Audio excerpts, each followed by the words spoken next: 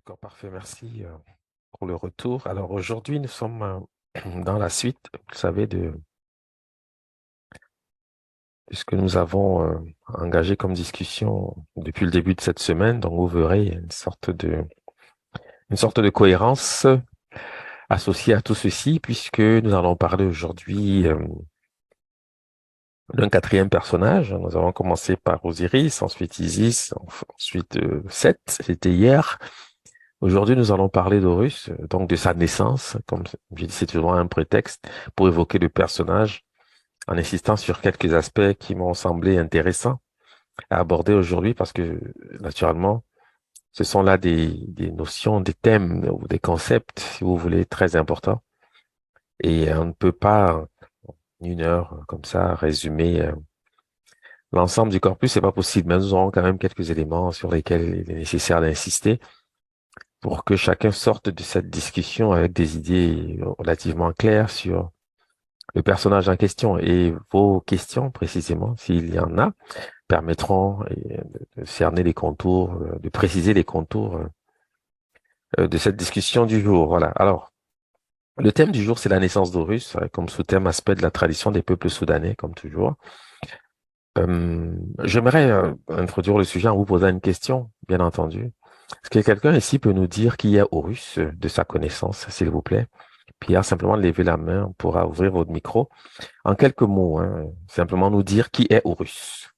Qui c'est Horus, s'il vous plaît, merci. Bonjour. Euh, O- Horus, c'est le fils d'Isis et d'Osiris. On l'a vu la dernière fois dans la conférence sur sur Osiris. C'est la matérialisation de la lumière. Voilà, c'est ce que je peux en dire. Ok, parfait, merci. Oui, effectivement, c'est une excellente réponse qui va dans le sens souhaité puisque c'est effectivement de cela qu'il s'agit. Nous allons préciser tout ceci aujourd'hui. Alors, je vais commencer par vous exposer une image. C'est une image qu'on trouve au temple d'Osiris à Abydos, qui, de mon point de vue, est l'un des temples les plus magnifiques de l'Égypte pharaonique, parce que l'art égyptien y est réellement magnifié. C'est quelque chose d'extraordinaire. Cette image est accompagnée d'un commentaire qui est tiré de l'œuvre de Plutarque, le traité d'Isis et Osiris, où Plutarque nous dit ceci. La nature la plus parfaite et la plus divine se compose de trois principes qui sont l'intelligence, c'est-à-dire Osiris, la matière, c'est-à-dire Isis, et le produit de leur union, Horus, soit le monde organisé. Et ici, vous avez une scène sainte, puisque nous avons représenté Isis sous la forme d'un Milan, qui est en train d'être fécondé par Osiris, qui est évidemment représenté sous la forme d'un cadavre. Est-ce que quelqu'un peut nous expliquer les concepts qui soutiennent en fait cette image? En principe, vous êtes en mesure de le faire, parce que on en a un peu parlé récemment. Mais expliquez-nous pourquoi, qu'est-ce qui est ici illustré? Et qu'est-ce qui se passe? Comment est-ce qu'un cadavre peut féconder un être humain? Enfin, bref, essayez de m'expliquer en quelques mots, en vos mots, ce que les ancêtres ont tenté d'illustrer ici de cette manière. S'il vous plaît, merci. Alors, je rappelle simplement qu'il n'y a pas de mauvaise réponse, parce que vous avez au moins comment dire, une iconographie, une image qui peut être commentée. Donc, il n'y a pas de mauvaise réponse. Ce que je souhaite simplement, c'est que vous tentiez comme ça de nous expliquer avec des mots intelligibles, disons, ce que les ancêtres représentent de cette façon. Je l'ai dit, on reconnaît Osiris, bien sûr.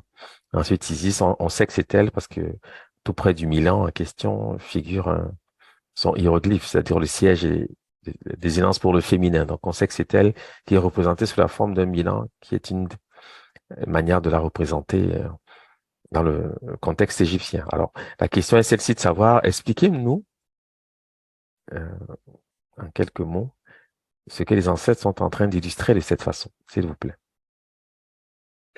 Alors, Price dit que la scène illustre la prise de l'empreinte et son impression avant de rendre visible l'idée.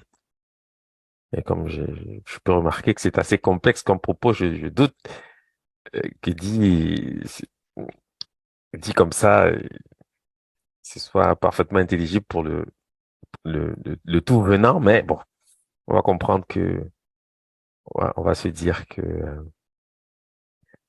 chacun comprend ici de quoi il s'agit, ouais, parce qu'on en a quand même un peu parlé les jours précédents. Alors, effectivement, vous remarquerez que Osiris est représenté sous la forme d'un cadavre.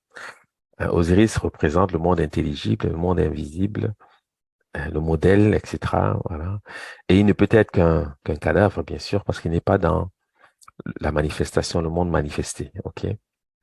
Et Isis, bien sûr, est représenté sous la forme d'un Milan. C'est une forme usuelle qui peut s'expliquer à partir du nom que porte le Milan dans les langues soudanaises, c'est Ségué, qui est aussi l'expression, qui est un mot qui se rapporte également, je l'ai dit, au chiffre 8, Ségui, etc. La notion de retour, l'idée de retourner, et bien sûr, l'étoile sérieuse également qui se dit Sigui, Sigidolo, Sigitolo, dépendamment. Chez les Bambara Malinké, c'est Sigidolo. Chez les Dogons, c'est Sigitolo, qui signifie littéralement l'étoile de l'assise en Bambara. D'où la notion de siège, c'est-à-dire d'espace de génération, parce que ce siège que vous voyez associé à Isis, c'est ce que Plutarque appelle l'espace de génération. D'accord, le réceptacle chez Platon, c'est exactement de cela qu'il s'agit. Donc, cette image a ceci d'intéressant qu'elle permet, on peut dire d'une certaine façon, de rappeler à notre mémoire notre grande tradition spirituelle. Je parle ici de la tradition des peuples subsahariens, si ce n'est soudanais en fait. Hein, il faut bien comprendre ça. Donc, ce ne sont pas des paroles comme ça qui viennent un peu par la simple inspiration, c'est qu'il y a des preuves que ce qu'on peut lire chez Plutarque et même éventuellement chez Platon dans une certaine mesure, bien procède effectivement de la vision, de la pensée religieuse de nos ancêtres qui ont donc façonné cette civilisation que nous appelons la civilisation égyptienne. La nature la plus parfaite et la plus divine se compose de trois principes, donc une trinité, l'intelligence, la matière et le produit de leur union, c'est-à-dire Horus. La matière dans ce contexte, je l'ai rappelé également les jours précédents, est appelée le Saint-Esprit. Pourquoi? Parce que Isis est reçu, perçu comme une manifestation, si on veut, de l'âme euh, universelle. D'accord? Ce qui peut s'expliquer aussi par la représentation qu'on lui donne dans ce contexte, c'est-à-dire l'apparence d'un oiseau. Tout ceci a bien sûr un sens. Voilà. Donc, l'enfant qui va naître de cette union, illustré sur cette paroi du temple d'Osiris à Abydos, est appelé Horus en égyptologie, Horus par les Grecs et par les Latins. D'accord? Donc, c'est une manière de le nommer. Plutarque dit dans le traité d'Isis et Osiris ceci. Isis, avec qui Osiris avait eu commerce après sa mort, en eut un fils qui naquit avant terme et qui était boiteux. On lui donna le nom d'Harpocrate. Observez bien ce qui est dit ici, parce que vous avez ici une notion singulière qui va nous permettre de rappeler ce qu'on a pu dire hier en évoquant notamment son oncle, c'est-à-dire Seth. Isis, avec qui Osiris avait eu commerce après sa mort, ça ne peut être que dans ce contexte, puisque Osiris incarne l'idée. L'idée, c'est le monde intelligible. Il faut qu'il soit un défunt pour pouvoir nourrir la réalité. D'accord? Donc voilà pourquoi la tradition introduit le fait de cette manière. En eut un fils qui naquit avant terme. Alors, vous savez que cette naissance, c'est la naissance de Seth, c'est la naissance de Pemba, c'est la naissance d'Ogo. Est-ce que quelqu'un peut nous dire pourquoi il est dit ici qu'Horus naquit avant terme? Qu'est-ce que cache cette manière de dire, cette manière de voir? Quelle est l'idée qui soutient ce discours? Je vais tenter de dire que Horus est 7 et 7 est Horus. Ah, mais non, pas du tout. Non, non, non. Non, 7, c'est pas Horus, c'est Horus. Non, non, pas du tout. La raison de ceci n'est pas difficile à saisir en réalité, si vous aviez été attentif hier, parce que je l'ai dit d'une certaine façon. Qu'est-ce que j'ai dit à propos du monde dans lequel nous vivons? C'est un monde de 7. C'est le monde de 7. Oui, mais la tradition admet que ce monde n'était pas dans les plans de Dieu. Donc, s'il envoie son fils dans ce monde, il ne peut naître que avant terme et prématuré. Parce que la maturation dans l'œuf ne produit pas le cosmos tel qu'on le connaît. C'est une tricherie qui est à l'origine de l'existence de cette réalité-ci qui est la nôtre en réalité. Donc, il faut qu'il naisse avant terme, comme son oncle, d'accord? Parce que c'est son altérité d'une certaine façon. Parce que ce que je dis là est très important. Je doute que ce soit des choses qui soient habituelles dans même la rhétorique égyptologique, parce que les égyptologues ne savent pas nécessairement expliquer pourquoi il est dit que Horus naît avant terme. Il naît avant terme d'après le discours que nous avons rappelé hier, c'est-à-dire que ce monde est émane d'une volonté singulière d'un ancêtre qui était dans l'œuf, mais qui a voulu surprendre la création. C'est la raison pour laquelle il va déchirer le placenta universel et s'enfuir avec un morceau de ce placenta qui devient la terre. Mais c'est une naissance prématurée. Hein. C'est une naissance prématurée. Donc, Horus, comment dire, le discours concernant Horus s'inscrit dans cette même perspective parce que pour que le monde soit, il faut que ce soit une naissance prématurée puisque ce monde est imparfait. Il ne peut pas être à la ressemblance du monde invisible qui lui est parfait. Parce que les ancêtres qui sont restés dans l'œuf, c'est-à-dire le nomodier pour utiliser le discours de Gon, le nomodier, le nomotitien, ils sont parfaits. Ils sont restés au ciel. D'accord?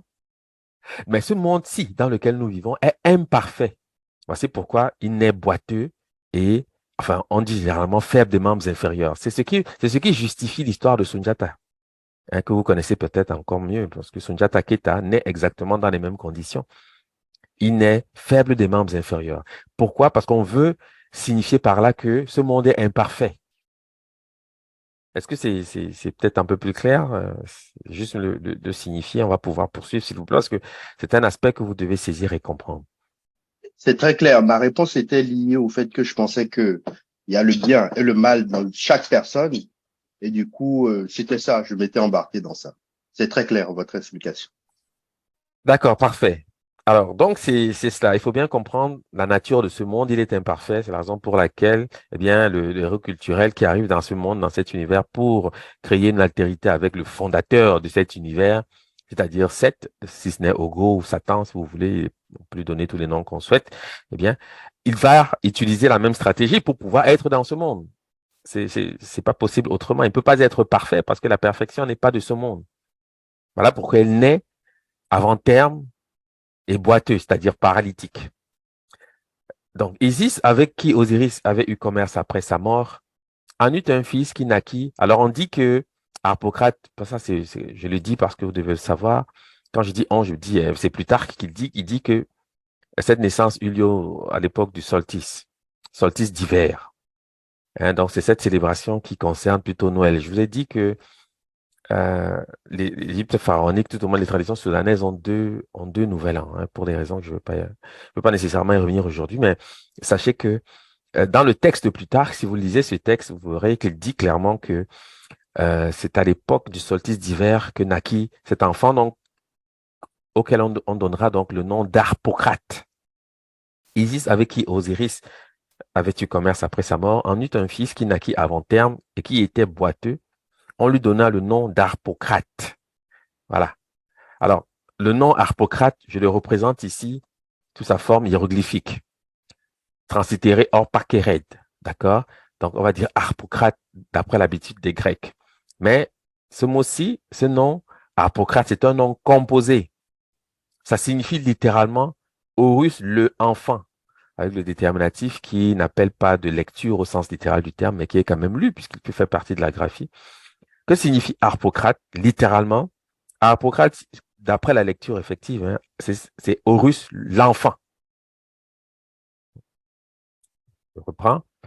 Dans ce contexte-ci, parce que nous allons essayer de comprendre que ce que cache en finalité cette manière de dire, cette manière de voir, pourquoi il est appelé de cette façon. Harpocrate, littéralement, signifie Horus l'enfant, en fait, hein, d'après les signes qui sont décrits. Et j'ai tenté comme ça de les détailler pour que chacun sache comment ça se lit, car c'est un mot composé. Bon, on va porter une attention spécifique sur la notion d'enfant, puisque l'enfant est le produit de l'idée d'une association, c'est-à-dire le produit d'une association entre l'idée et la matière. C'est ça qui produit un enfant. Il n'y a pas d'autre façon de faire des enfants. D'accord? Un enfant ne naît dans le monde qu'à la condition d'avoir été une union entre un concept, une idée, c'est-à-dire une vibration et la matière.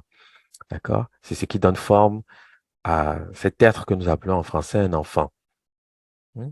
Et ceci est valable non seulement pour les êtres vivants, les êtres humains, si vous voulez, mais tout processus de création dans la réalité, comment dire, de projection dans la réalité passe par le même schéma. C'est pourquoi cette trinité est universelle. C'est une sainte trinité. Voilà pourquoi on parle de la sainte famille égyptienne en parlant d'Osiris, d'Isis et puis de leur fils, bien sûr, qui est Horus. Bon, voilà. Donc, nous avons la chance que ce nom-là, qui est translittéré Kéred, a une solution copte. Ce mot est lu par le copte Kérout. Le copte dit Kérout pour signifier enfant, mais naturellement, c'est du Bambara. En Bambara, on dit Koroden ou Koraden, qui signifie bébé, bébé au dos. Donc, littéralement, dos dans bébé, en fait. Si on veut lire mot à mot, c'est dos dans bébé, non, c'est bébé au dos, en fait. Et pourquoi je sais que c'est cela? Parce que vous savez que quand je dis en Bambara Den pour signifier l'enfant, le N de la terminante, c'est une nasale. Parce qu'on peut dire Korodé. Dans certains parlers mandingues, on va dire Korodé. C'est ce qui devient Kérout. Parce que vous savez que le copte omet souvent la voyelle médiane. Donc, on ne sait pas quelle est la voyelle qui est entre le K et le R. Donc, on va dire Kérout. Mais ça peut être Korot, ça peut être toutes sortes de... Mais en clair, on comprend que c'est une mutation phonétique d'une forme comme le Bambara Koroden, parce que je ne cite que le Bambara, cela suffit pour illustrer le propos pour ce qui concerne les langues mandingues. Mais c'est de cela qu'il s'agit, OK? C'est de cela qu'il s'agit. Bon. Donc, ce qui est intéressant, c'est que le Wörterbuch, qui est le dictionnaire allemand d'égyptologie, qui est l'un des plus performants, avec ceci qu'il est en allemand, bon, mais aujourd'hui, ce n'est pas réellement une difficulté parce que, quoi qu'on dise, nous avons encore la possibilité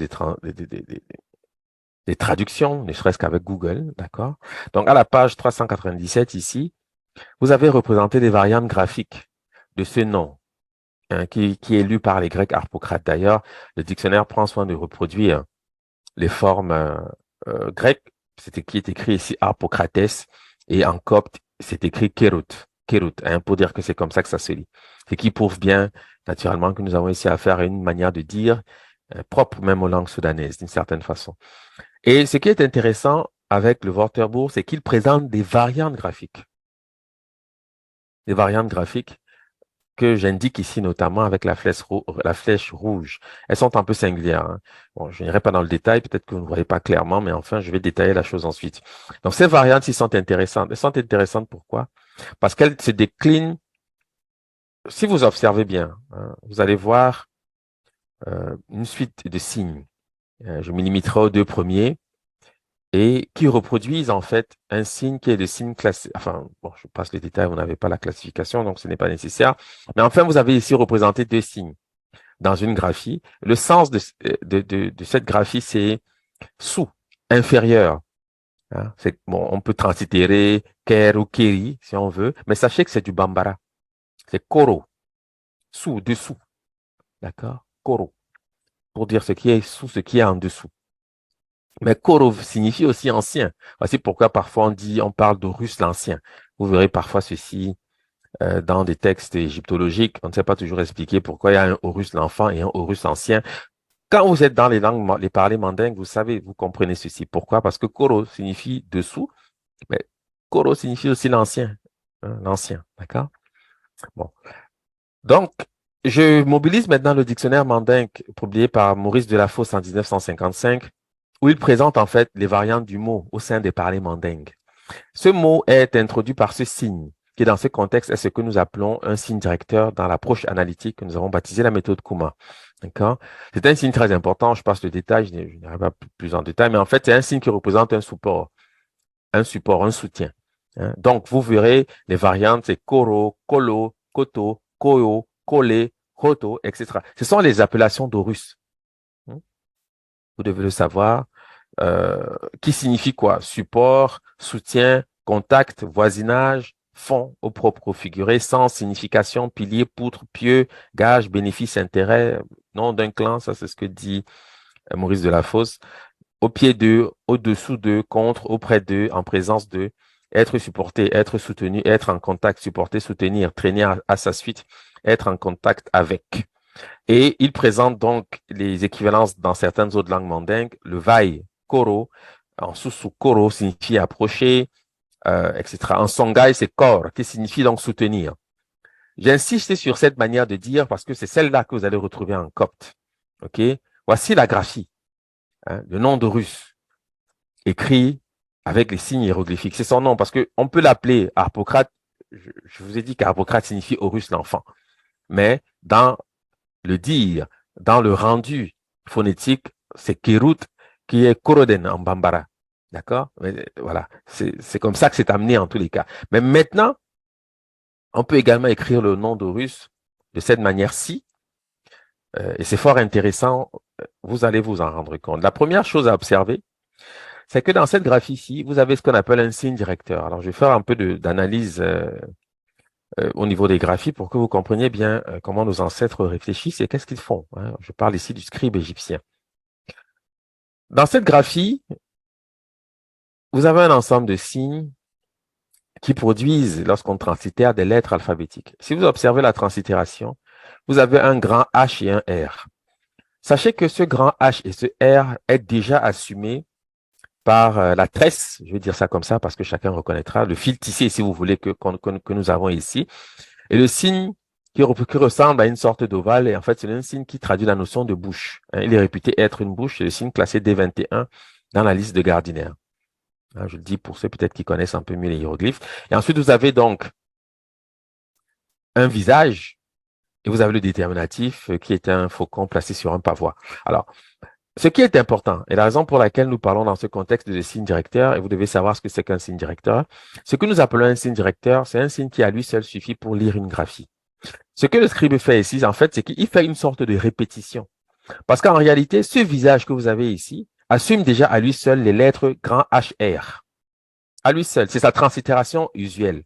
Donc, on peut simplement représenter ce visage-ci, hein, ce visage-ci, et savoir que c'est Horus, sans plus avoir à utiliser ce qu'on peut qualifier de complément phonétique dans ce contexte. Parce qu'en fait, si le scribe rajoute le fil tressé et le signe de la bouche, je vais dire ça comme ça, c'est plus simple pour que vous ne soyez pas troublés, eh bien, c'est parce qu'il veut s'assurer que on sache reconnaître la valeur phonétique qui est amenée en fait par ce visage, qui est dans ce contexte signe directeur parce qu'il est ce qu'on appelle un bilitaire. Alors, dans le système hiéroglyphique, vous avez, disons, trois types de signes.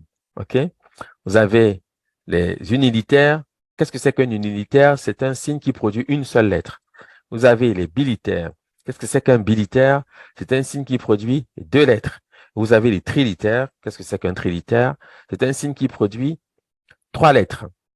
Il faut savoir que les trilitaires ont préséance sur les bilitaires qui, eux, ont préséance sur les unilitaires quand vient le temps j'allais dire, de découvrir ce que nous appelons un signe directeur. Je m'arrête là parce que on peut encore aller dans plus de détails que cela, mais puisque c'est une discussion, je ne veux pas être trop technique, mais je voulais simplement attirer votre attention sur le fait que voir un visage suffit pour le scribe à signifier Horus. D'accord? Ensuite, il rajoute des signes qui peuvent avoir valeur de complément dans ce contexte parce que ces signes, lorsqu'on les associe, ils produisent une translittération HR qui est déjà assumée par le visage seul. Donc, on aurait pu simplement représenter ce visage avec le déterminatif. On aurait su quand même qu'il s'agit d'Horus. Vous devez le savoir. Bon, pourquoi j'insiste là-dessus? Parce que maintenant, nous allons questionner ce visage. Que signifie ce signe en contexte, ce fameux visage? Il signifie face, figure, visage, tête, vue, regard. Et vous observerez que le concept qui soutient ce choix délibéré du scribe, c'est parce que le visage est vu, la face est vue. C'est ce qui est vu. Ne perdez jamais ça de vue, c'est extrêmement important. Parce que Horus est à la ressemblance de son père. Quand on parle d'Horus, on parle de l'être humain en réalité. Demain, on va aborder la question de l'origine de l'humanité d'après les textes égyptiens. Je pourrais y revenir un peu plus dans le détail, mais je veux simplement que vous ayez ceci à l'esprit. Les signes ne sont pas choisis au hasard. Si la face sert à écrire le nom d'Horus, c'est parce que le concept qui soutient la notion de face, c'est ce qui est vu, l'apparence. Parce qu'on reconnaît une personne, premièrement, par son apparence. Il y a d'autres choses, bien sûr, par l'odeur, on peut reconnaître, parce qu'il y en a qui sont naturellement aveugles. On a parmi nous des congénères qui n'ont pas le sens de la vue, mais par d'autres moyens, ils savent reconnaître leur proximité, ils savent reconnaître les personnes qui leur sont familières. D'accord? Parce que les sens renseignent sur tout cela. Et les sens, c'est le domaine privilégié de la réalité telle qu'elle nous est donnée, hein, puisque le monde visible et sensible, c'est Horus lui-même. Dans les 5 sens, en fait, c'est Horus lui-même. Hein, vous devez le savoir. D'accord? Donc, avec ceci que nous savons comment se lit ce signe en copte, parce que le copte, je l'ai dit, c'est un pas sûr, hein, ça nous évite d'aller dans des conventions, parce qu'avec le copte, nous savons comment la chose est prononcée réellement. En copte, on dit ko pour cette graphie-ci. On dit ko ou clé pour signifier face, figure, visage. Et je rajoute donc des équivalents dans les langues subsahariennes. Donc, en Fong B, du côté du Bénin, on dit clé, c'est figure. Clé, montrer, faire voir. Observez que c'est toujours la question de l'apparence, ce qui est vu. On dit clé, action de montrer. En baoulé, clé, c'est montrer. Clé, montrer à plusieurs personnes. Clé, regarder. Anani, kile, c'est montrer. En Nzema, ce sont des langues de Côte d'Ivoire, j'en cite quelques-unes comme ça. C'est kile pour signifier montrer. Mais ce que vous devez savoir, c'est que ces mots-ci, c'est le nom du soleil dans les langues mandingues. Hein? C'est le nom du soleil. En malinka, on dit clé ou terre. On dit clé. Clé, c'est le soleil. C'est le nom de Dieu chez les Sonufo. Les Sonufo, pour signifier Dieu en français, ils disent clé. Vous voyez que dans ce contexte-ci, c'est une traduction un peu faible. Quoique, bon, non, je vais corriger mon propos parce que c'est à dessein que je dis ça. Mais je vais corriger ce que je dis. Parce que si on traduit clé par Dieu, on manque l'ancestralité. Écoutez bien ce que je suis en train de vous dire. Parce que clé, c'est ce qui est vu. Donc, si on traduit clé par Dieu, on suppose par là que Dieu n'est que ce qui est vu. D'accord? C'est très important parce que ce qui est vu là, c'est la notion même qui se rattache à l'idée de néther, de néther. Je l'ai souvent rappelé, le mot néther qui se dit nouté en fait, parce qu'on ne dit pas néther, ça n'existe pas. C'est une convention en égyptologie. Le mot en copte, c'est nouté, qui est une mutation de nata, des langues mandées, des langues soudanaises. Nata signifie l'image, ce qui est vu. Et c'est ça qu'on traduit par un Dieu. Vous devez vraiment comprendre. Et vous verrez souvent, même quand on dit Dieu, on va vous dire, par l'étymologie, on va remonter jusqu'à Zeus. C'est de là que ça vient. Mais Zeus, c'est le soleil. Donc, cette perspective-là manque de signifier ce qui est véritablement Dieu. Parce que ce qui est vu n'est vu qu'à la condition qu'il y a le monde invisible. Et ceci échappe à la perspective du français quand on dit Dieu, parce que Dieu, c'est Deus, c'est la lumière, c'est briller. C'est ce que ça veut dire en français. D'accord? Mais vous pouvez être bien assuré que nos ancêtres, les Sénoufos, ne sont pas naïfs.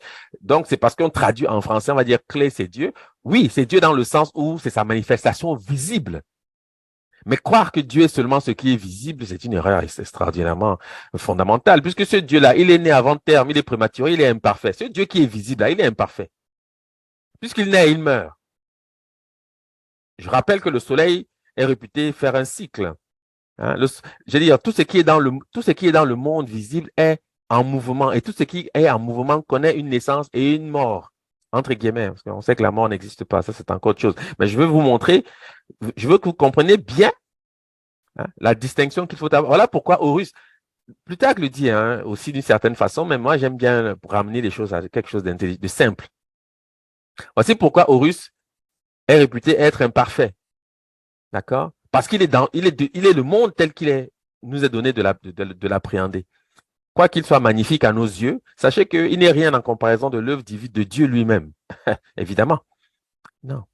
Évidemment. Voici pourquoi il a donc cette naissance prématurée. On veut insister par l'explication dans les maisons de vie, ça se passait comme ça, à l'initiation, dans le bois sacré, c'est ce qu'on va vous expliquer.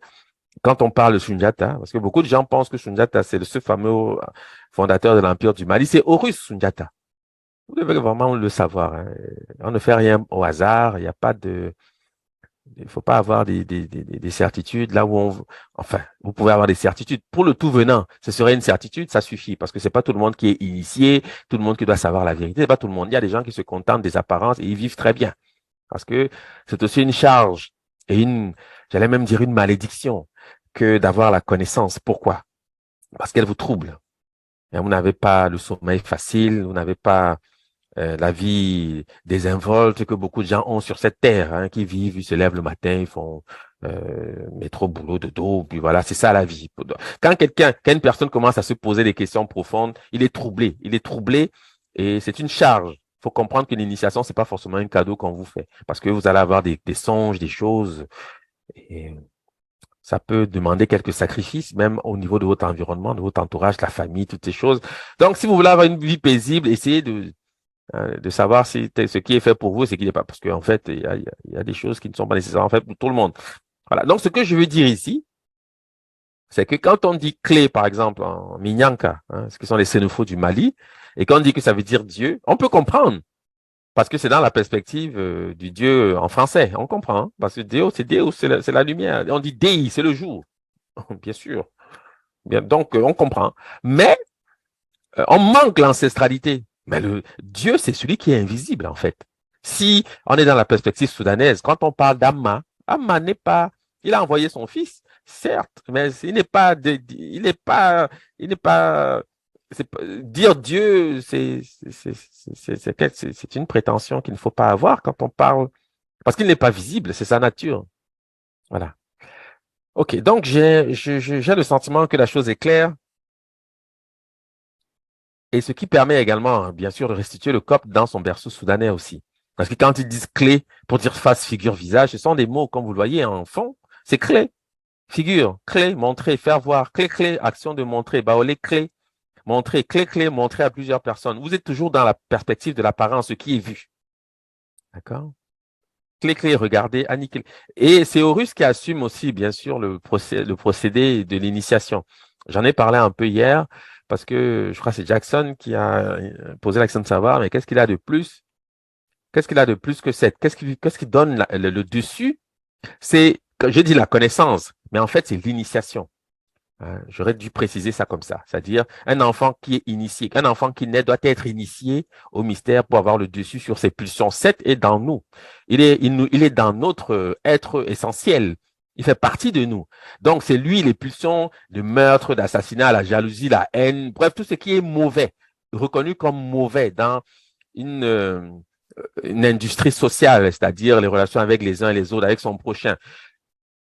Pour former l'enfant, c'est l'initiation. C'est cette initiation qu'on appelle la connaissance, montrer, etc. Et c'est Horus. Voici pourquoi il a le dessus, en fait. Parce que si vous contrôlez, bon, on dira les pulsions, parce que cela suffit pour comprendre. Si vous contrôlez vos pulsions, vous réduisez 7 à sa plus simple expression. On ne pourra jamais vivre sans pulsion, parce que même manger, c'est déjà une pulsion. La famine, c'est une pulsion. Voici pourquoi on tâche toujours d'éliminer toutes ces choses qui empêchent l'homme d'être lui-même. Et la pauvreté, c'est ce qu'il y a de pire dans une trajectoire de vie. Vivre, ça je vous le dis sincèrement, d'accord? C'est-à-dire être dans le besoin le plus immédiat. Parce qu'en soi, une personne initiée peut choisir, peut faire le choix du dénuement. Ça s'est vu, ça se voit. Hein, en Afrique subsaharienne, il y a des grands initiés qui ne vivent que de très peu. Ça, c'est clair. D'accord? Mais c'est en conscience, parce qu'ils savent dans quoi, c'est qu'ils recherchent en réalité. Ils souhaitent se rapprocher le plus possible de la divinité. Voilà pourquoi ils sont dans les interdits, ce genre de choses. C'est cela. Mais en général, l'être humain a des besoins qui sont des besoins élémentaires. Il faut toujours les satisfaire. Il ne faut jamais laisser les gens dans la famine. Si vous avez quelqu'un qui a soif, il faut le donner à boire. Si vous avez quelqu'un à faim, il faut donner à manger. Quelqu'un qui dort, il faut donner le gîte. Ça, c'est la base. Hein? Ça ne se discute même pas parce que les gens doivent être eux-mêmes et ça facilite aussi une vie associée parce que si chacun a le minimum, il y aura moins de crimes, moins de vols, moins de choses qui faussent et qui briment en fait la vie en société, la vie en communauté. Voilà, voilà en fait, on va dire une perspective concrète hein, qui arrive pour saisir en fait les motifs pour lesquels nos ancêtres choisissent de donner la victoire à Horus. Ok, c'est ça. Donc il faut naturellement aussi cela implique donc une manière d'être. C'est-à-dire, il faut être miséricordieux, il faut avoir l'amour de son prochain, il faut être ouvert, voilà. Je ne vais pas vous apprendre la vie, je pense que c'est des choses qui paraissent comme une évidence, mais il faut vivre en conscience de cela. C'est important. Voilà. Donc, ici, vous avez donc, disons, premièrement, la graphie du nom d'Horus, parce que cette graphie est lue en copte. Le copte lit cette graphie corps. Et si vous êtes attentif, je vais quand même revenir là-dessus pour que vous ayez. Vous voyez, c'est déjà le mot qui apparaît en songa ici, corps, pour dire soutenir. D'accord? Koro, etc., etc. En tout cas, ce qui est certain, et vous ne devez jamais perdre ceci de vue, c'est que la structure phonétique va toujours être celle-ci. Ça va toujours être celle-ci. Koro, c'est ça son nom. Vous verrez, par exemple, en lingala, on va dire likolo, c'est le ciel. Et ce qui est vu. C'est le cosmos. En sous kore, c'est le ciel, c'est le firmament, c'est toujours lui. D'accord? C'est toujours cela. Et ça, c'est bien important, bien vraiment de l'avoir à l'esprit. Et vous avez, en fait, je présente ces deux graphies parce que vous avez ici ce qu'on appelle des homographes. D'un côté, vous avez partie supérieure, sommet. De l'autre, vous avez le nom du dieu Horus. Vous verrez se répéter donc ce thème qui permet de le désigner. En fait, la structure phonétique, c'est HR. Parfois, on rajoute un W, on va translittérer Eru ou quelque chose de ce genre. Mais enfin, au niveau du vocabulaire, ce qu'ils appellent partie supérieure, vous reprenez le baoulé, c'est encore clé pour dire le chapeau. Ce qui est au-dessus. En Abidjan, en Côte d'Ivoire, c'est encore qu'il est le chapeau. Mais ce sont ces mots-ci. Qu'il est clé, c'est encore la même chose. Et je rappelle que c'est le nom du soleil chez les Mandingues. C'est le nom du soleil. Clé, c'est le soleil. En Ani, Kélé, c'est le chapeau. En Soussou, Corée, ciel, firmament, le haut. Qu'est-ce qu'on appelle le ciel, le firmament, le haut? C'est le cosmos. Ce qui est vu. En Pula, on va dire Oré, c'est donc la tête, ce qui est au-dessus. Et en Lingala, je l'ai dit, c'est Likolo. Le li, c'est un préfixe de classe. Likolo, c'est le ciel haut, ce qui est en haut, au-dessus. Vous conviendrez avec moi que nous parlons la même langue. Quand vous observez de tels phénomènes, je vous assure, ça réduit certaines prétentions qu'on peut avoir lorsqu'on est souvent quelquefois par habitude jaloux d'une certaine singularité. Qui mène quelquefois à ce drame qu'on appelle donc le tribalisme, en fait. D'accord? Nous sommes un seul et même peuple. Pourquoi on peut le dire? Parce que nous avons la même pensée symbolique, la même vision du monde. Quand je dis nous, je parle des peuples subsahariens et naturellement de ces émanations dans des îles, c'est-à-dire les Caraïbes, etc. Partout où nous sommes, la vision, c'est le même peuple de toute façon. Je pense que ça, c'est l'histoire qui nous l'enseigne. Mais c'est surtout que nous sommes un seul et même peuple. Il faut vraiment avoir cette perspective et comprendre que nous avons tout intérêt à le comprendre, disons, à l'intégrer dans notre manière de faire, dans notre manière d'être.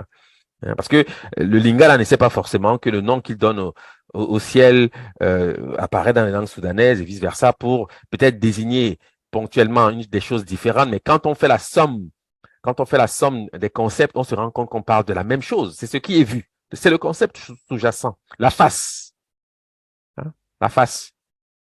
C'est ça. Ce qui est vu. Voilà. Ici, j'étends donc les descriptions au choix délibéré qui est fait. Pourquoi le faucon? Pourquoi est-ce qu'on choisit le faucon? Je donne quelques exemples. En bireri, on va dire coré, c'est le faucon. En oromo, coré, c'est le faucon. Ça peut déjà justifier du fait qu'il soit choisi. En protoboni, on dit coré, c'est le faucon. Le couchitique dit cor, oiseau de proie, c'est le nom d'Horus. Mais si vous allez au Sénégal, chez les Sérères, on dit cor, être visible la nuit. Au corps, étoile. Parce qu'elle est visible, c'est le cosmos, ce qui est visible. C'est le nom d'Horus. En soninké, on va dire Oré, pluriel Oro, c'est donc le noble. Oro, c'est le nom que porte la noblesse au Soudan. D'accord? Voici pourquoi c'est le pharaon. D'accord? Et je vous ai dit que l'agriculture participe d'une prérogative pour les nobles. Et voilà, voici pourquoi on représente parfois le pharaon avec une houe en train de faire des rituels, de pratiquer un rituel de fondation sur un espace dégagé, une plaine. Généralement, tout ceci est très important. Mais voilà. Donc, et en Pula, on dit donc Oré, c'est la tête, le sommet, Orejo, pluriel Orébé, chef dirigeant. Donc, on rentre maintenant dans la perspective du chef, du pharaon, du roi, etc., tout ce que vous voulez, hein. Orejoledi, c'est-à-dire le chef de l'État. D'accord? C'est cela. C'est de cela qu'il s'agit. Ça, c'est notre paradigme, hein. Donc, il faut savoir rattacher ce que nous prétendons. Enfin, je vais dire ceci. Vous savez que l'histoire récente nous apprend que nous vivons dans des républiques. Or, les peuples subsahariens n'ont absolument jamais théorisé, je le dirais de cette façon, sur la question des républiques. Nous avons inventé la royauté parce que nous savons ce que c'est. Nous savons que nos États, là où nous vivons, nos cités sont à l'image de l'univers. La loi qui s'y applique, c'est la loi fondamentale que nous appelons la cosmogonie. D'autres vont dire la constitution. Mais vous voyez qu'aujourd'hui, avec tout ce désordre, en Afrique, entre guillemets, on l'appelle encore Afrique, mais on peut dire Kama, ou même l'Éthiopie, ou même le Soudan, si vous voulez, tout ceci s'applique à ce continent. Eh bien, vous voyez tout le désordre que cette perspective a amené récemment, justement, par la domination, tout ce qu'elle crée dans nos sociétés. On n'a plus la perspective de la sacralité du pouvoir, on n'a plus la relation avec la spiritualité, plus du tout. Non, c'est quelque chose qui, on prétend qu'aujourd'hui, le pouvoir doit être civil parce que soi-disant la démocratie. Où est-ce qu'on a vu ça? Hein? Moi, je ne vais pas étendre le propos, je crois que chacun est capable de le comprendre. Il faut revenir à nos fondamentaux. C'est la condition de notre renaissance. Je ne dis pas qu'il faut refaire la royauté, mais on doit créer, imaginer, et c'est facile, hein, imaginer un système qui s'inspire, hein, de cette vision de nos cosmogonies, hein, pour restituer à ce continent ses lettres de noblesse. Et cesser de singer, d'imiter, de copier et beaucoup de pertes d'énergie, beaucoup de bavardage partout. Hein, dans les télévisions, on parle toujours, on voit jamais le résultat. Non, c'est simple, c'est parce que ça ne correspond pas à cette vision qu'est la République, ne correspond pas à la loi fondamentale. Elle est très souvent arrimée aux vœux de l'être humain. Et cet être humain, en fait, il est terrien, c'est-à-dire, on va dire, ogoin ou pembayen, on pourrait dire sétien ou satanien, je ne sais pas comment le dire. Bref, il est trop terrien. Voici pourquoi il a tendance à croire que avec lui, tout commence et tout finit. Non, c'est une erreur essentielle, d'accord? Mais c'est un pouvoir, c'est une puissance qui existe dans ce monde. Et il faut savoir l'identifier et savoir ce contre quoi, s'il faut se battre, eh bien ce contre quoi on combat. C'est ce que je souhaitais dire ici. Parce que nous connaissons la royauté pour les bénéfices de ce système, parce que les résultats sont palpables, hein. La civilisation égyptienne, ce n'est pas un rêve. J'ai toujours imité, jamais égalé. C'est la civilisation la plus brillante que le monde ait jamais connue et qui a duré au bas mot 3000 ans. Au bas mot. Parce que c'est quand on commence à compter avec le prétendu Narmer qu'on peut dire au moins 3000 ans. Mais ça n'a pas commencé là, puisque c'est déjà fini à ce moment-là. Il y a déjà tout qui existe à ce moment-là. Elle est déjà formée et constituée, la civilisation à ce moment-là. Donc, elle est beaucoup plus ancienne. Donc, c'est un système stable, ok, et qui nous évite les soubresauts que nous connaissons et qui engendrent généralement des pertes inouïes en vie humaine, en énergie, beaucoup d'argent, toujours, enfin bref. Voilà, donc il faut en sortir. Il faut pouvoir et savoir en sortir. Et cette proposition est celle-ci qui nous intéresse, puisque au moins on sait ce qui fonctionne. On sait. Voilà. Donc, vous avez donc, je l'ai dit en poulard ici, ore qui signifie tête sommet. Mais le poulard oré a un pluriel qui est koi, hein, parce que souvent, vous devez faire l'effort analytique lorsque vous êtes dans une analyse, une lecture analytique. Vous devez avoir le maximum d'informations pour bien comprendre de quoi il s'agit. Et vous allez voir qu'en poulard, on dit koi pour dire les têtes, donc le pluriel, et l'augmentatif, c'est koi, tête. Et c'est ce mot que retient le sous-sous, hui, pour signifier la tête. En wolof, on va donc dire hui, illuminé. En bassa, koi, c'est apparaître. Et en copte, koé, c'est le jour. Hein?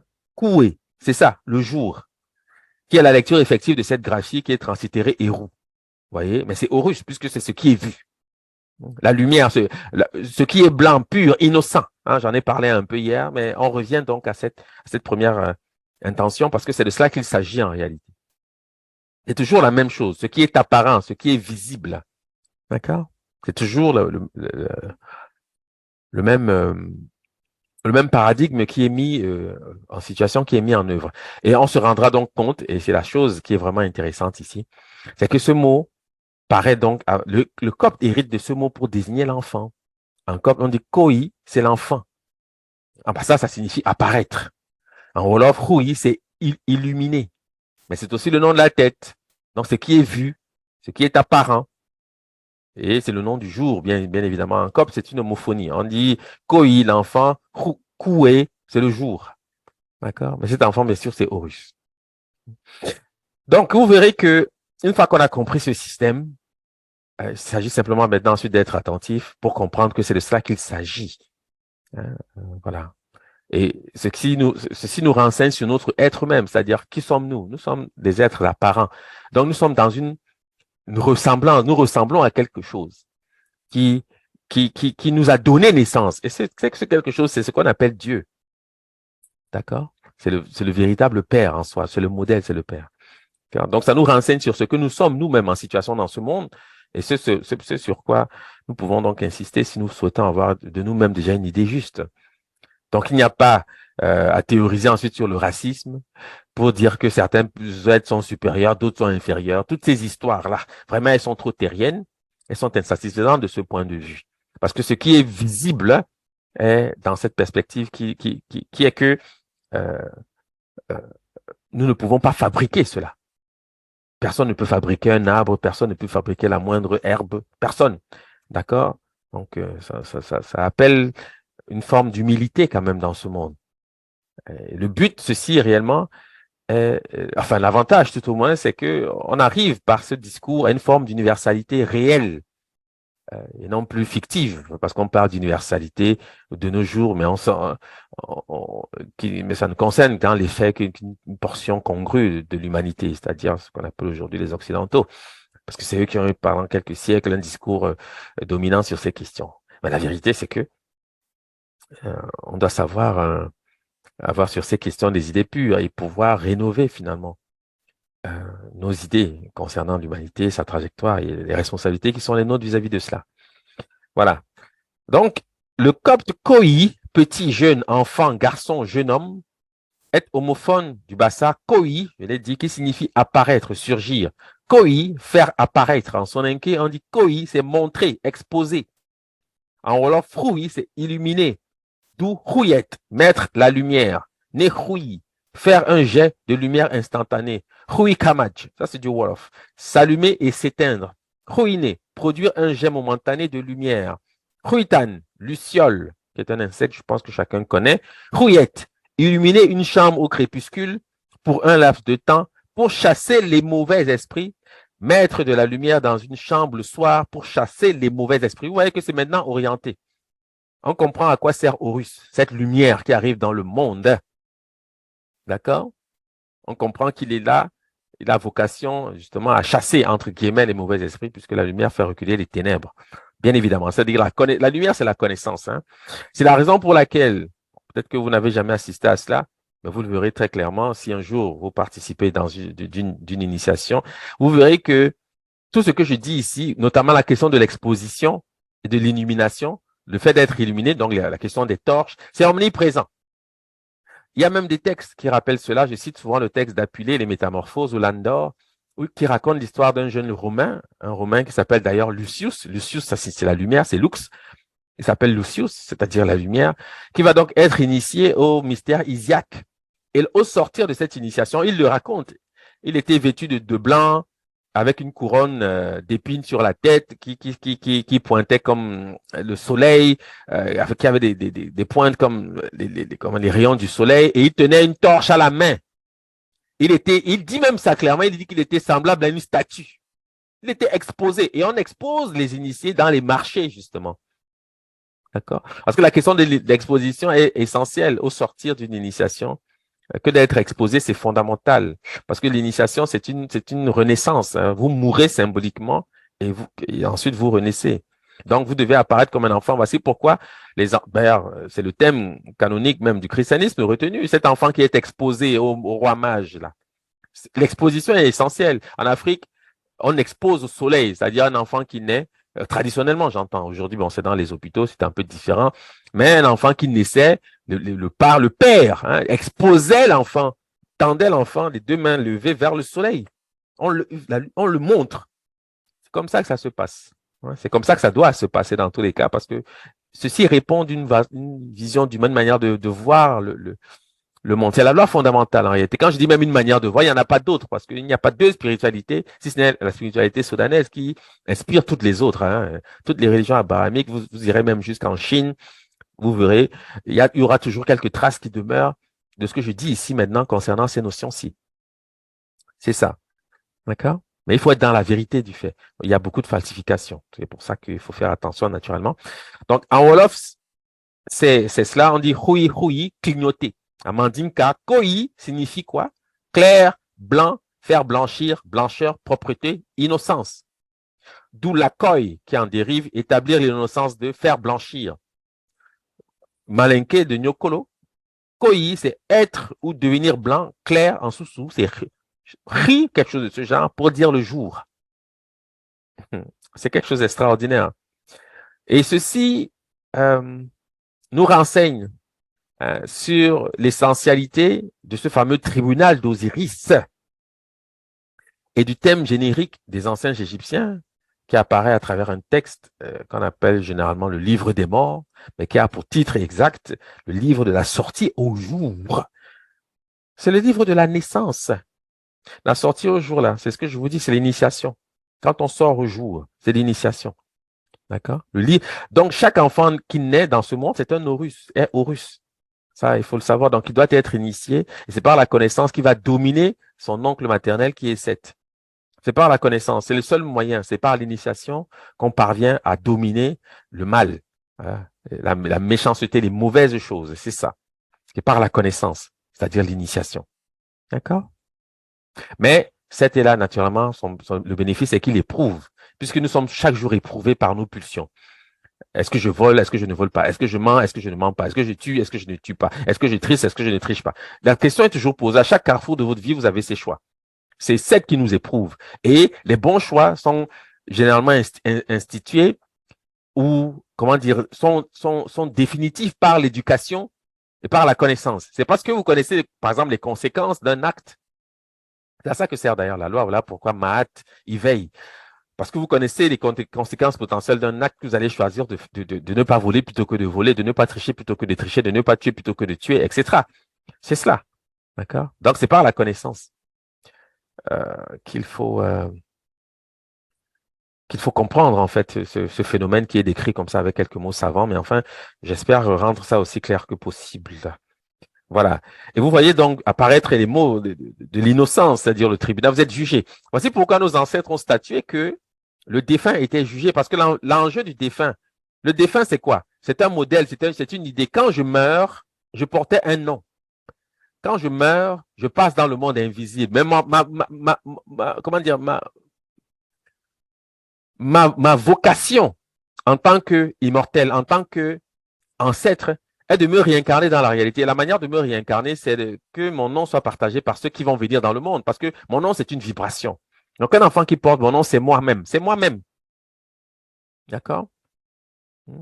Donc, il y a le phénomène on va dire de la réincarnation, si vous voulez. On peut dire de la résurrection. Ça se ressemble un peu parce que c'est un peu la même chose, puisque le soleil observe ce phénomène et nous sommes en fait le soleil, puisque nous sommes vus autant que lui. Et nous sommes, la condition même d'être vus, c'est par le soleil que nous sommes vus, parce que le soleil, c'est la lumière. Ouais. Donc, il faut bien comprendre ce phénomène d'être jugé. Voici pourquoi nos ancêtres, lorsqu'ils se présentent devant le tribunal d'Osiris, il faut.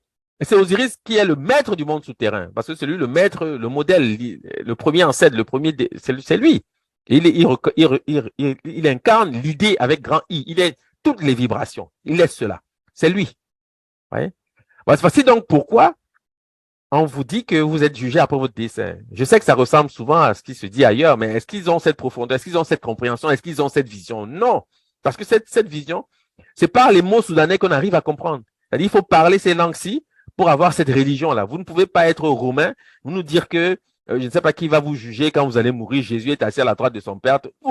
Ça sort d'où, en fait? Est-ce que tu es déjà allé dans le paradis, soi-disant, pour voir ça et pour venir nous raconter ça? Non.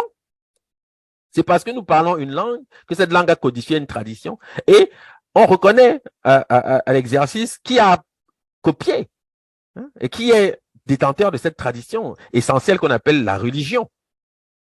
Donc, il faut encourager les uns et les autres vraiment à comprendre cela, parce que c'est la condition réellement, même de la survie même de cette humanité qui ne peut pas, comment dire, prospérer dans le mensonge, la falsification. C'est un projet sur Terre, mais l'éducation combat l'ignorance. Hein. C'est ça. Donc, le rôle de toute personne qui comprend ces questions, c'est de le partager. Et j'ai souvent dit, parce que souvent on dit, oh, mais est-ce qu'ils vont vraiment comprendre? Dans ma famille, là, ils sont tellement chrétiens, vraiment, est-ce qu'il y a un jour? Non, même si vous êtes le seul à prêcher dans le désert, vous aurez dit la vérité.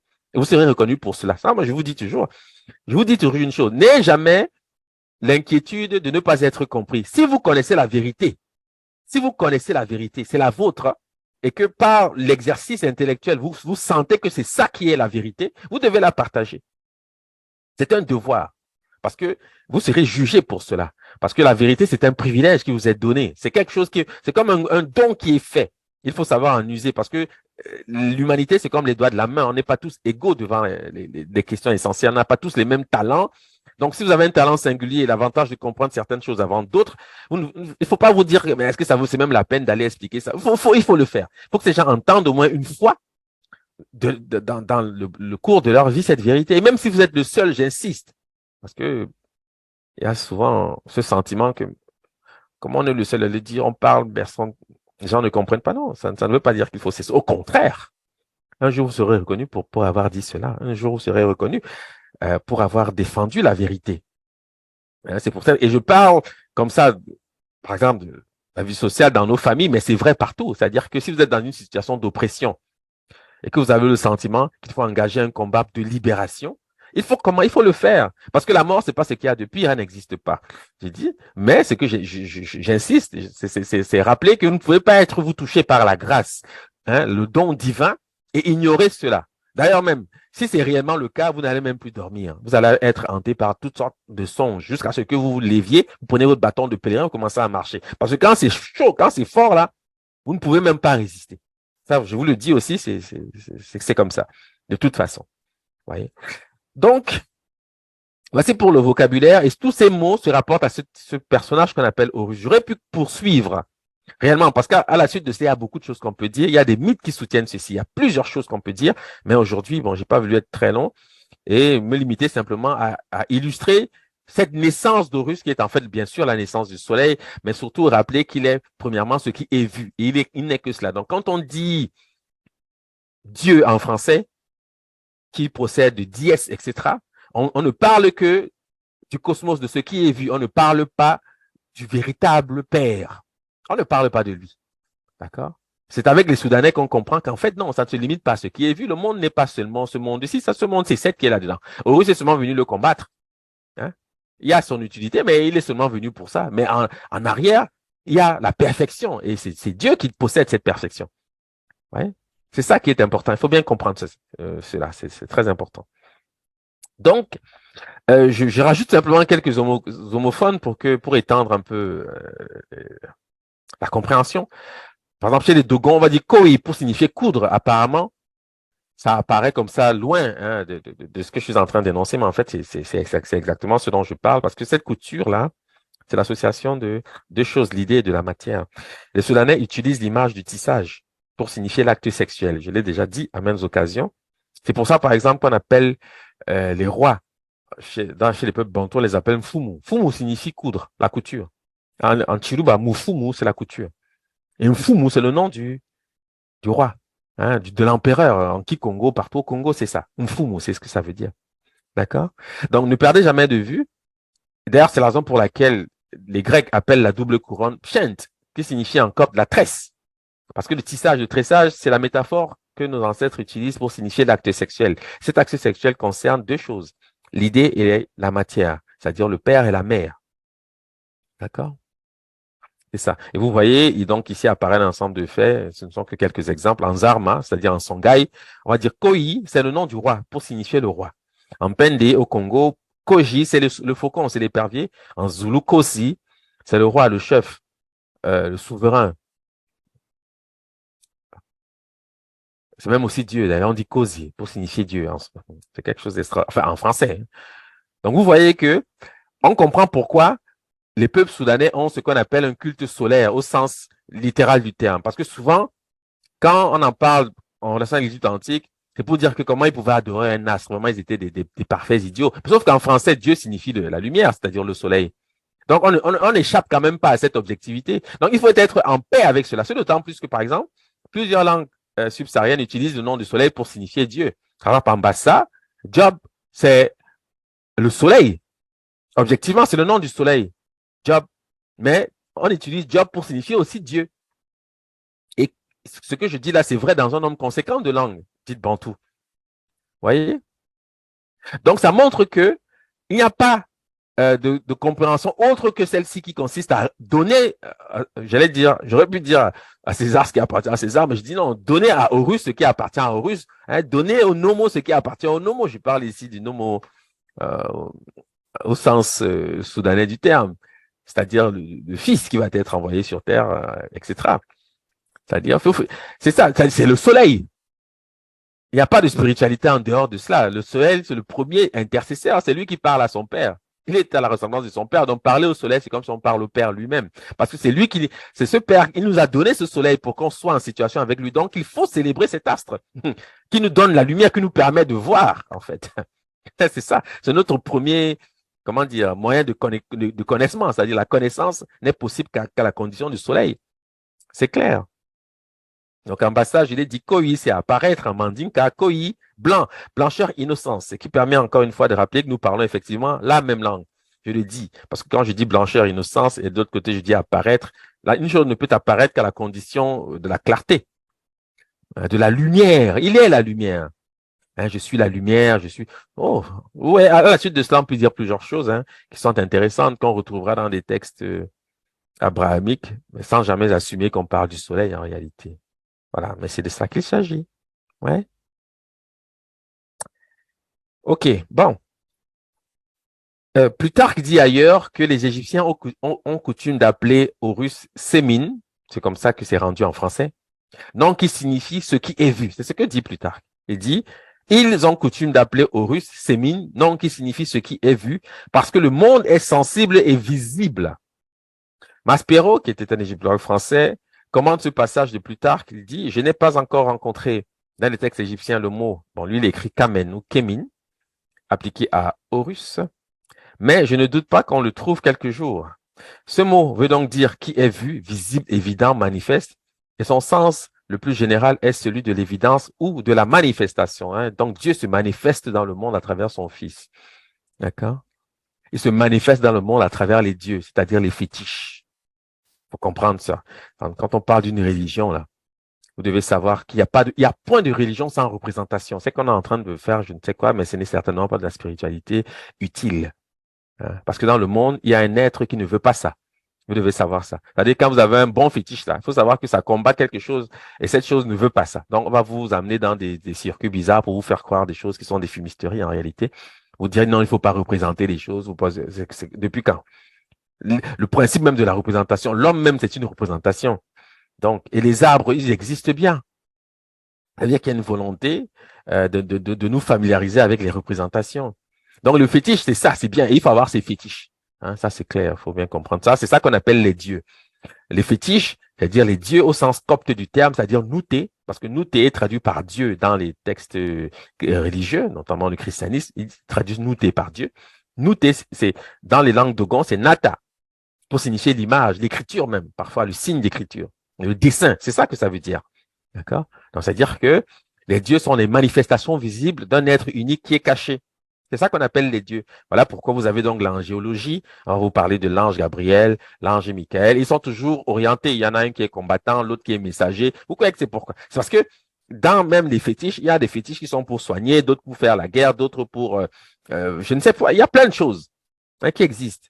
Et il faut être en paix avec cela. Ce n'est pas de la sorcellerie, c'est pas quelque chose de mauvais. C'est comme ça qu'on fait la spiritualité. C'est ça même la spiritualité.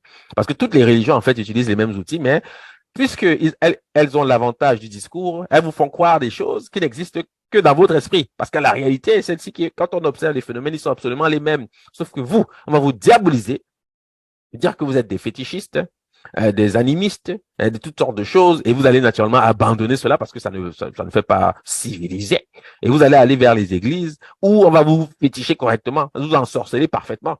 Et là, ça produit quel résultat? On voit bien le résultat aujourd'hui. Regardez l'être noir est schizophrène dans le monde, il doit être soigné. Parce qu'il souffre d'affections qui ne sont pas apparentes, parce qu'on voit quelqu'un marcher, mais on ne sait pas les démons qu'il a dans l'esprit. C'est grave. C'est très grave. Et cela se voit à tous les niveaux. D'accord? À tous les niveaux. Bon, voilà. Donc, les Égyptiens ont coutume d'appeler Horus Sémine, donc qui signifie ce qui est vu, parce que le monde est sensible et visible.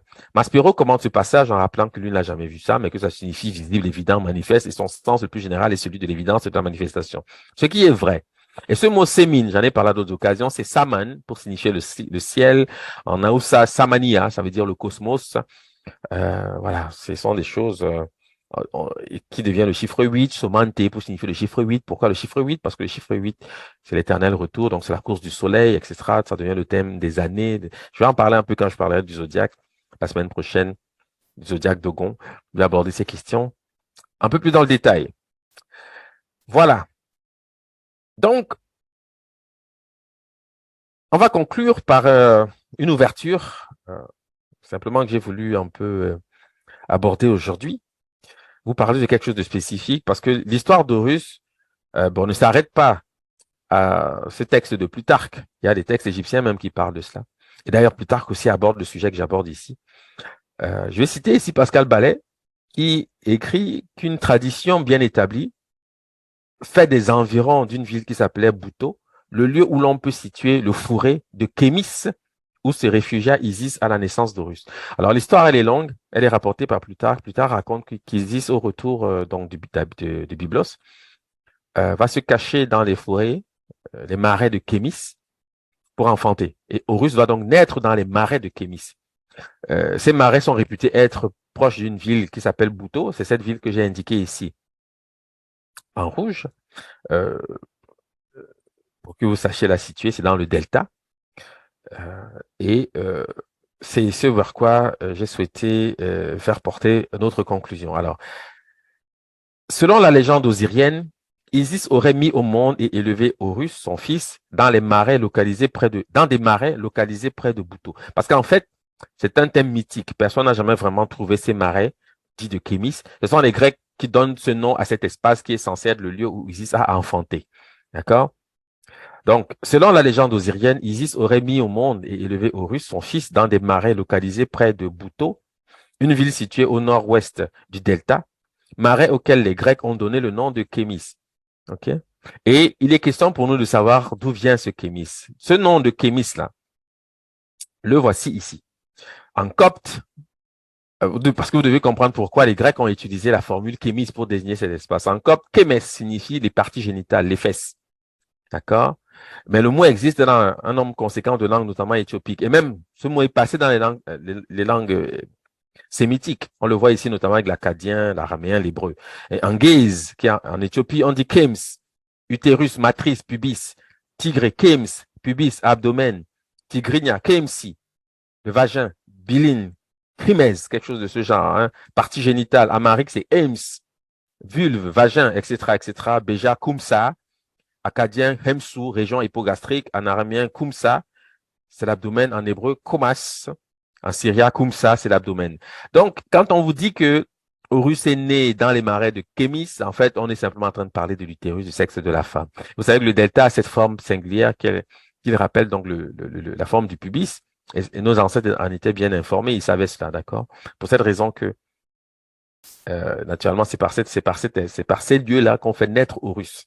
J'ai voulu apporter cette idée-là pour compléter un peu la discussion du jour, pour que vous sachiez que dans les textes, vous lirez ceci, qu'Horus est né dans les marais de Kémis. Vous devez savoir ce que c'est. Les marais de Kémis, il suffit de se rapporter au copte pour comprendre exactement de quoi il s'agit. D'accord? Les parties génitales, donc le postérieur en général. D'accord? C'est-à-dire le siège, parce que on s'assoit sur les fesses, le siège de la génération, c'est là. En fait, on est en train de parler d'Isis de manière indirecte. D'accord? Voilà, chers amis, l'objet de la discussion du jour. Je vais conclure en rappelant le programme qui va suivre pour les prochains jours. Donc, demain, nous allons aborder donc la naissance de l'humanité dans les textes égyptiens. Et la semaine prochaine, nous allons parler du sacrifice de la Vierge Noire. Donc, on va revenir sur un ensemble de choses qui se rapportent à la figure d'Isis, avec quelques détails supplémentaires, bien entendu. Et nous allons conclure cette série mercredi le 2 en évoquant donc le zodiaque d'Ogon. Voilà, je vous remercie encore une fois de votre attention et je suis maintenant à vous s'il subsiste des questions. Merci.